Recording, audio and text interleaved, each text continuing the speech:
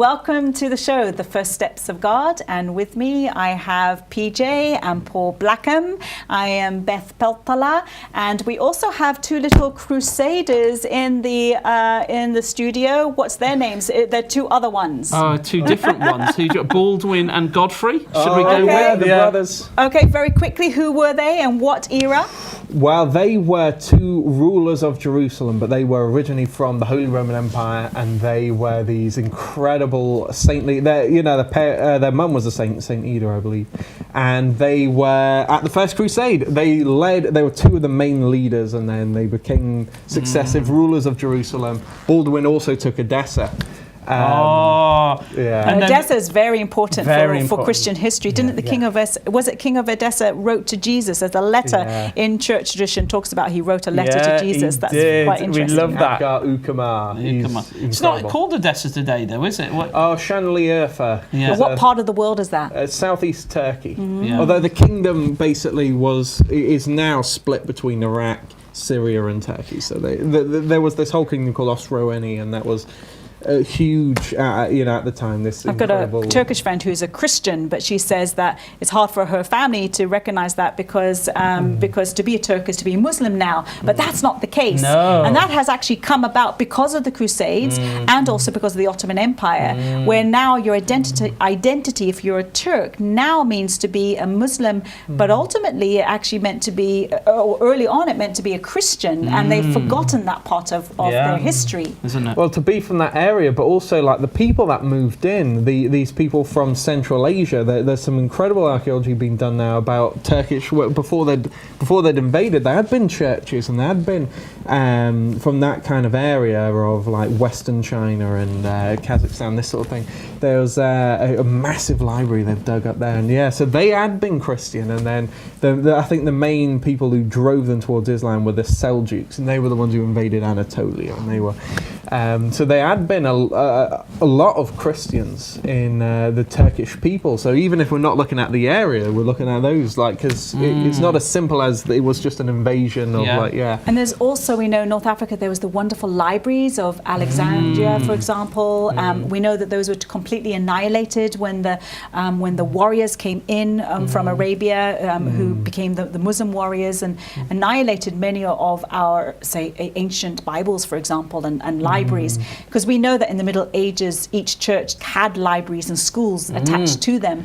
Much of that was annihilated. It's that way in which when these Islamic armies came in, imposing this alien culture and with violence, it's like thinking of Spain. There was just unbelievable intellectual traditions and writing, and all these Christians. There's like Toledo guy, Isidore of Seville, and his brother Leander, and his sister, and what time period is that? Just to they just they before were Islam, really, isn't it? Just before then. So there's this huge intellectual flourishing of culture in these encyclopedias. Then after Islam, you just don't get any of that sort of thing just anymore. To keep in mind the kind of Visigothic Christian culture, there's that hymn by a Visigothic Christian, what's that one? The world's big end. Of the Father's love begotten. Of the Father's love begotten. So that's this pre-Islamic Spanish these hymn rights. So we still sing these such were there. It was such an incredible. And we see even some of the, for example, the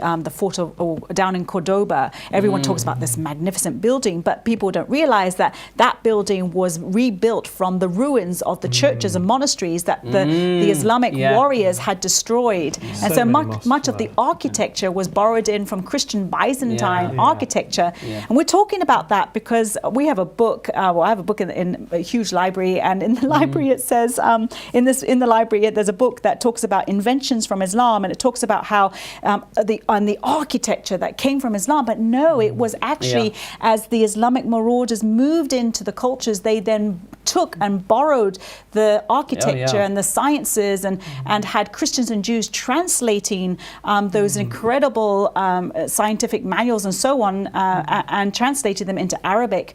And that was really where some of those ancient traditions and architecture and so forth have been preserved. But it wasn't Islam itself. It didn't come from Islam. It didn't originate from Islam. That is particularly crucial because they often claim to have discovered how eyes work, the whole thing of optics, and the guy who did that was a Christian. The guy who translated Galen was a Christian. There's so many of these. So they have Arab names because they're living under an Arabic regime, and they have also become Arabs, and they are Arabs. That particular translator was from Al-Hira, which was this great Christian city, Arabic Christian city. So the fact he used an Arabic name, this has been his culture, and it had been Christian since the 2nd century. And think on the architecture point, you think about domes.